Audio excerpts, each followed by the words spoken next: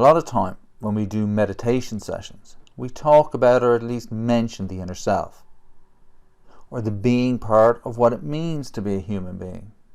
Or we use terms like the deeper self, or the deeper I, or the consciousness, or even just awareness. These are all phrases that we use to describe something that cannot be described. That is why there are so many terms for it. And of course, if what we're trying to describe cannot be described, then these terms themselves, by their very definition, are also inaccurate.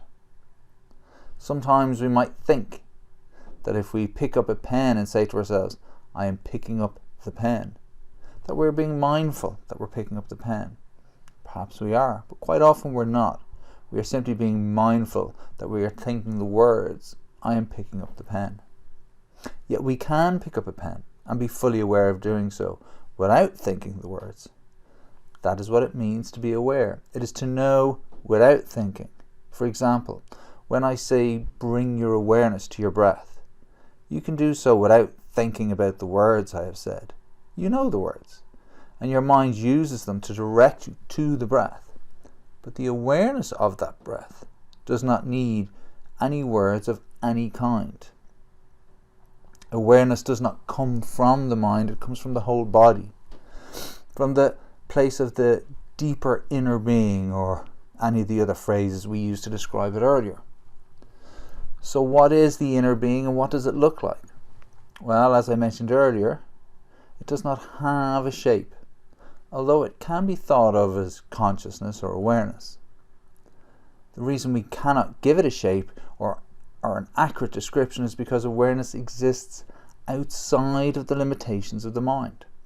When you have a thought, a mindful thought, it is the awareness that you are thinking that brings that thought to your attention. It is not the thinking itself. For example, you can be having thoughts all day long and not be aware of any of them. You just sort of wander around in a haze like most of us do for large parts of our day. That is what we call unconscious thinking, or being in a state of autopilot. But a conscious thought is a mindful thought. And since you cannot have a conscious thought without being aware of it, then the awareness comes before the thought. It is already there, awaiting for the mind to think, so that it can become aware of that thought.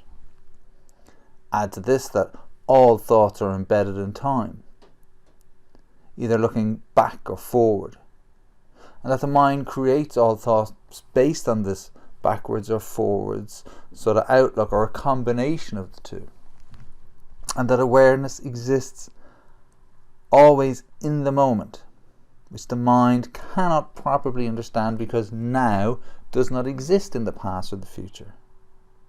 So then, once you look at this, you can begin to get an idea as to why it's so hard to explain the inner being. Because it always exists in the moment, where the mind tends to live in the past or the future. So if we cannot explain what the inner being is accurately, the best we can do is sort of create an analogy of it. So here's one that I particularly like. One way I like to think of it is like this. If a truly enlightened or awakened person was to look into a pool of water and see their inner self being reflected back at them, then the pool of water would be perfectly still, and a crystal clear image of who they are, both inside and out, would be perfectly reflected back at them. But for the rest of us mere mortals, what we tend to see is an ever-changing image, a collection of shapes and colours, moving about as ripples, of different thoughts and ideas, rising, falling, combining, separating, depending on our biases, opinions and creative ideas that we're having at any given time. All these things get cobbled together, and this is from a lifelong habit of living from the mind and its obsession of formulating a future, a past, and even an imagined now based on what it has experienced in the past rather than what it is actually experiencing in this moment. The result of meditation and mindfulness then, over time, is to make these ripples in the image we see of ourselves smaller and smaller as we begin to understand in greater depth the fact that the only moment that exists is this one, and that when we practice mindfulness and meditation, we are practicing past all the thoughts and the ideas we have, the ripples in our own personal pool of water, and we look deeper to see the true reflection of who we are. Of course, there's no end game for mindfulness and for meditation, because we cannot exist without our minds or our emotional feelings or our creative imaginations. But we can learn to understand them, to understand what they are and how they are not the be-all and end-all of who we are. They're just the small ripples on the surface of who we are. And that is why we meditate.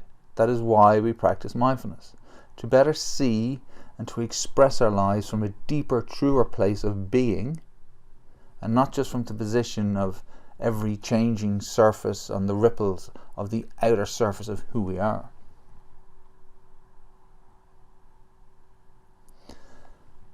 Don't forget, if you enjoy these contemplation points, don't forget to hit the subscribe button, or if you want to learn more about mindfulness, you could sign up for our free 10-minute meditations. There will be a link to in this video or in the description. Or you could take on our full Teach Me Mindfulness course, 16 modules, where we take you from the start right through developing your own mindfulness practice. Thanks for taking the time to be with me today, and I'll see you next time.